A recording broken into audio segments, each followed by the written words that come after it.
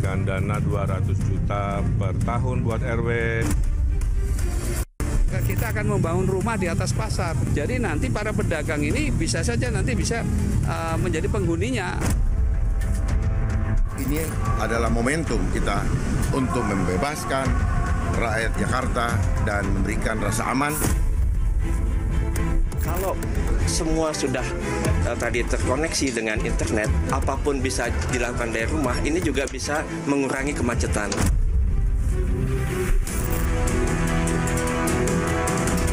Kami mendapatkan amanah, maka MRT-nya menuju JIS sampai dengan Tanjung Priok.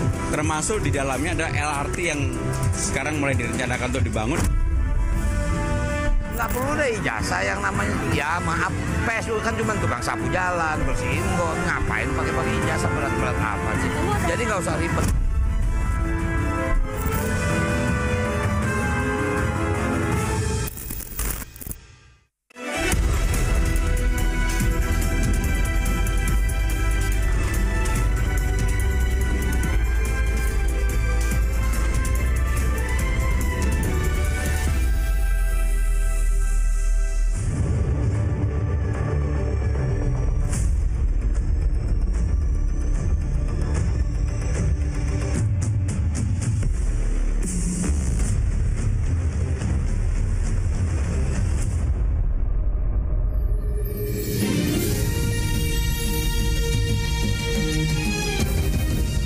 Disiarkan langsung dari studio MNC Conference Hall Ainus Tower, Jakarta.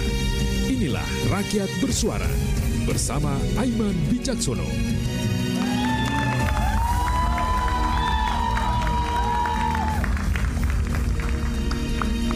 Ini adalah malam yang istimewa di panggung Rakyat Bersuara untuk pertama kalinya di media massa. Ketiga calon pimpinan daerah DKI Jakarta berada dalam satu panggung untuk adu gagasan. Kita akan dengarkan nanti gagasan mereka di panggung Rakyat Bersuara dan para panelis yang siap bertanya tajam ada di hadapan saya nih. Akan nanti kemudian menghujam kepada para calon wakil gubernur DKI Jakarta. Saya Aiman Wicaksono, inilah Rakyat Bersuara.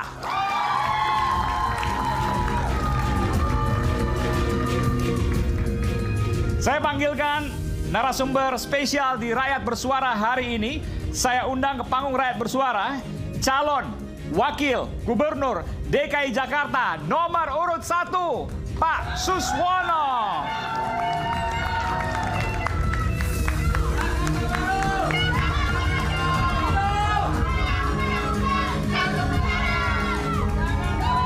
Assalamualaikum warahmatullahi wabarakatuh. Waalaikumsalam warahmatullahi wabarakatuh. Pak Sus, ya, apa kabar? Baik, sehat selalu. Sehat, alhamdulillah. Saya ingat Pak Sus waktu jadi menteri. Kenapa? Mentan. Kenapa? Ya, luar biasa.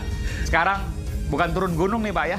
Oh, enggak. Pengabdian itu di mana saja. Tidak, jabatan itu bukan kehormatan, tapi amanah yang untuk menjalankan amanah itu untuk kepentingan rakyat banyak. Oke.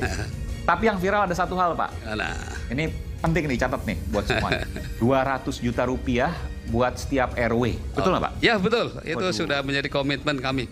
Saya lihat di komentar-komentar banyak tuh Pak di netizen. Nah, gimana?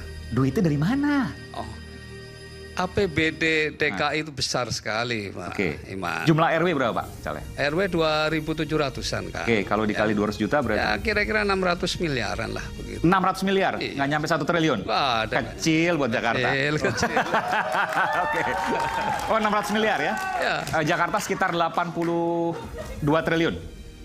80-an ya? Ya, sekitar 80 lah. 80-an triliun, oke. Mungkin kalau kita bisa mengkolek lebih baik lagi, bisa saya kira nyampe 100 triliun. Jadi buat netizen yang bertanya, duitnya dari mana? Kecil 600 miliar, karena 80 triliun. Kalau buat RW, 200 juta 200 bisa. Juta. Tapi untuk apa Pak kira-kira bayangannya RW 200 juta setahun? Ya, apa kita kan salah satu dari upaya untuk desentralisasi agar RW-RW tersebut itu bisa menyelesaikan persoalan di RW-nya sendiri. Oke. Dengan kita stimulan 200 juta per tahun.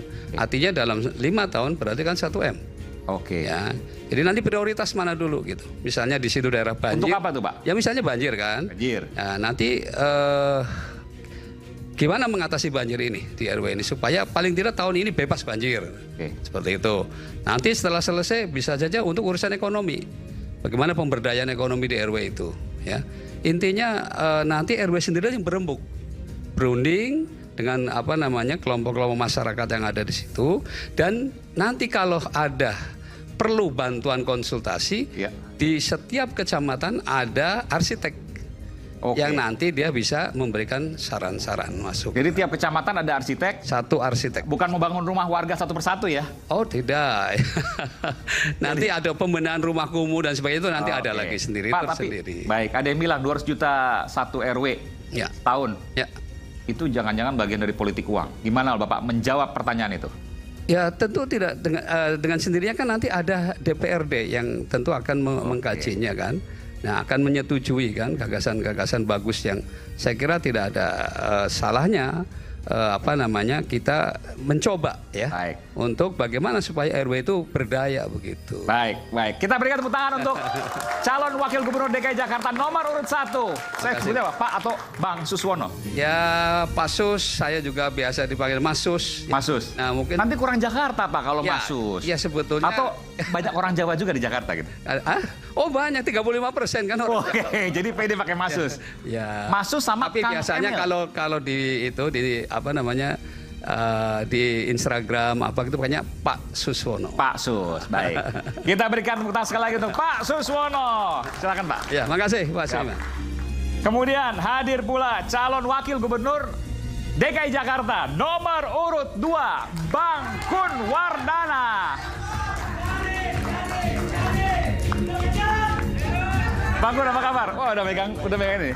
Ini mic, tapi mic buat itu. Tapi nggak apa-apa nanti kan? Nggak apa-apa, biarin. Aman di sini. Aman. Iya. Bisa. Nggak apa-apa, Bang Kun? Tes. Oke, masuk sudah. Bang Kun, ini kalau saya lihat juga, saya kan riset gitu ya, netizen segala macam. Bang Kun ini tiba-tiba muncul dari mana sih? Apa dari planet yang mana gitu kan? Tiba-tiba muncul Kun Wardana. Siapa sih? Boleh nggak kenalin? Oh iya. Ya, perkenalkan nama saya Kun Wardana. Dulu saya dipanggil Kun Payakun. Oh, serius nih? Iya, makanya menjadi tagline kami Kun Payakun, dan saya ketemu dengan Dharma Pongrakun. Oh. Jadi ada kesamaan nama. Kun. Jadi jodoh nih Kun sama Kun ya? Iya. Oke. Saya lahir dan besar di Jakarta. Di daerah mana tuh? Saya lahir di Budi Kemuliaan di Jakarta Pusat. Oke. Ya. Wah, anak elit nih. Ya. Anak Petojo dulu namanya. Petojo ya, oke. Kemudian saya sekarang di Jakarta Selatan. Dan dulu saya kuliah 12 tahun. Kemudian saya masuk. Kuliah 12 tahun? Kuliah apa nih 12 tahun? Ya, saya dulu ambil teknik elektro. Teknik elektro 12 tahun? 12 tahun. S1, sarjana? Enggak, maksudnya usia 12 tahun. Kuliahnya mulai 12 tahun. Oh, bentar. Ya. Mulai kuliah umur 12 tahun? Betul. Orang-orang 12 tahun tuh kelas 6 SD atau minimal kelas 7 atau kelas 1 SMP? Bentar. Kok bisa? Gimana? Ya. Jadi SD saya 2 tahun, SMP saya 2 tahun, SMA saya 2 tahun. Saya memang senang dengan lompat-lompat. Makanya saya ingin Jakarta bisa melompat di dalam menjadi kota global. Bentar. Itu ijazah resmi kan? Resmi. SD 2 tahun, SMP 2 tahun, SMA 2 tahun. SD boleh sebutnya SD mana? SD Negeri 06 Pagi di Jalan Sangihe di Cideng. Cideng, oke. Ya. SMP saya SMP 60, kemudian saya pindah ke SMP Trunajaya, kemudian SMA saya SMA 3. SMA 3 Setiabudi. Ya, betul. Oke. 2 tahun juga? 2 tahun juga. Saya yakin Prof Ikra juga nggak sampai secepat itu tuh 12 tahun kuliah. Baik. Kalau saya dengarkan Kun dengan Kun gitu ya. Ya, betul. Dharma Pongrakun dengan Kun Wardana. Jakarta aman, selamatkan jiwa. Ada banyak. Maksudnya apa sih? Gitu. Ya. Jadi kata aman ini menjadi suatu hal yang sangat penting. Oke. Dan aman itu bisa terjadi kalau masyarakatnya memiliki adab. Adab itu bisa terjadi kalau perut para warga Jakarta bisa kenyang, dompet isi, dan juga memiliki jiwa dan budaya gotong royong. Seperti itu. Jadi perut kenyang, perut cukup lah ya, dompet berisi, dan memiliki budaya gotong royong. Dompet berisi tapi isi kartu doang gitu. Isinya isi apa nih? Wah, isi yang bisa membawa kesejahteraan. Caranya. Iya. Nah, caranya. Caranya bagaimana bisa dompet deh gimana caranya? Ini paling penting nih dompet nih. Jadi semua warga itu harus bisa bekerja. Nah, bagaimana bisa bekerja? Sekarang kan kita dalam era digital. Makanya yang terpenting kita memiliki infrastruktur digital untuk menjamin kesetaraan. Semua memiliki kesempatan yang sama di dalam bekerja, berusaha, maupun juga di dalam melakukan hal-hal yang sifatnya kreativitas. Ya. Oke, jadi bayangkan begini. Kalau orang melek internet, kurang lebih gitu ya.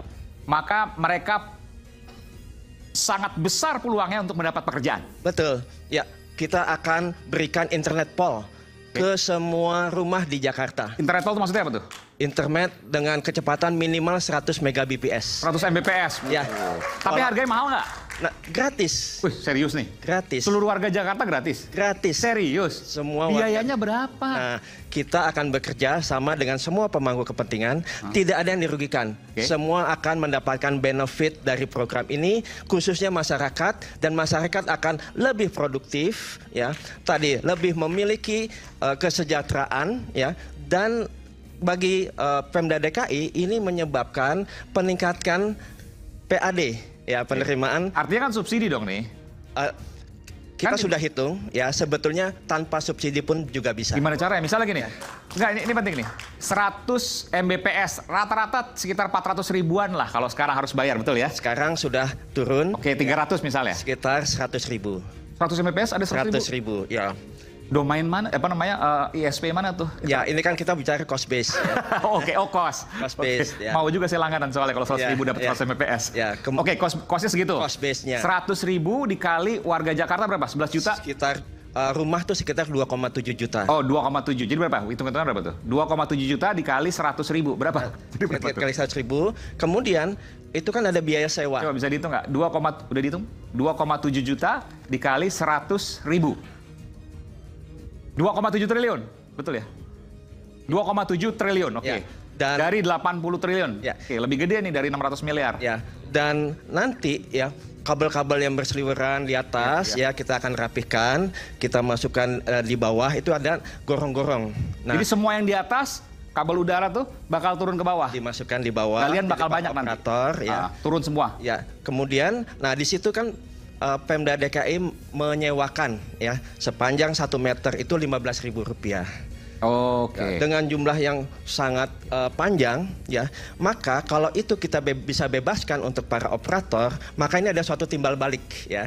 Timbal balik sehingga operator itu bisa memberikan yang internet gratis 100 Mbps ke setiap rumah. Oke. Dan ini dampaknya snowballnya tuh luar biasa tinggi. Kan kita ingin adanya peningkatan kesenjangan sosial ya.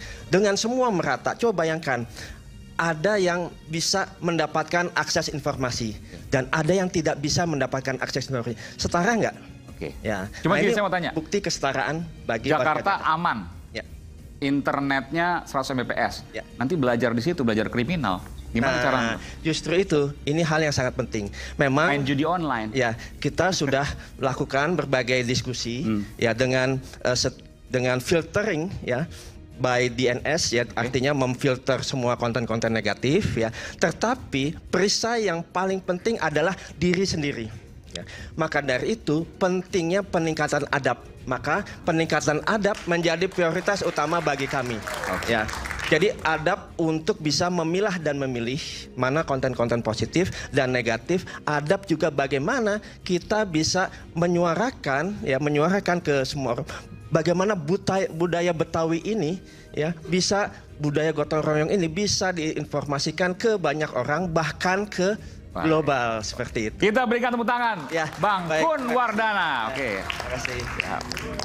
Dan last but not least ya, ini baru cawagupnya, belum nanti panelisnya. Ini ada, kita panggilkan calon wakil gubernur DKI Jakarta nomor urut 3 Rano Dulkarno.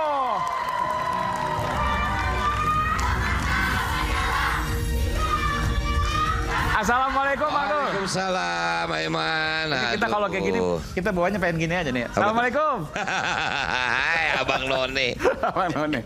Gimana Bang Dul? Alhamdulillah, Mas. Jadi namanya udah berubah nih. Rano Karno Sidul. Siap. Rano Karno Sidul. Nanti Betul. kertas suara begitu. Rano Karno Sidul. Udah ke pengadilan segala macam. Udah beres. Serius tuh? Serius. Kok pakai dul kenapa? Nggak pede amat? Bukan, karena 51% gengsi, dia nggak tahu Sidul. Oh, oke. Dia tahu Rano Karno, dia nggak tahu Sidul. Oh. Sekarang kita kasih tahu siapa sih Sidul. Wah, begitu dia tahu, oh, pantas kita 31%. Jadi maksudnya sebelumnya 28, sekarang 31. Ya. Naiknya cepat. Alhamdulillah. Karena apa tuh kira-kira? Karena masyarakat Jakarta bergerak. Itu yang membuat kita optimis bahwa mudah-mudahan nanti ya 2 minggu lagi akan lebih meningkat lagi. 2 minggu lagi yang meningkat lagi. Ya. Kalau tadi ada 200 juta RW, ada internet 100 Mbps gratis. Ya. Pasangan Pram Rano apa kira-kira nih? Pramdul kira-kira apa nih? Banyak sebetulnya. Kita akan pasang CCTV di setiap RT RW. CCTV Ya, untuk keamanan ya? Untuk keamanan. Oke. Keamanan. Gratis dong? Semua gratis. Dan tentu kalau ada CCTV pasti akan ada WiFi kan? Ya. Itu juga akan menjadi gratis. Oh jadi internet gratis untuk warga? Betul. Plus keamanan gratis? Betul. Oke. Kemudian tentu saja yang akan kita latih adalah para hansip lah. Ya. Ya supaya mereka bisa bagaimana menjadi monitoring. Supaya apa? Cepat. Jadi gini, mungkin di Jakarta ini nggak punya 911. Oke. Nggak ada 911. Ya. Jadi kalau ada kecelakaan, ada apa, kita pasti mesti ke ini kan.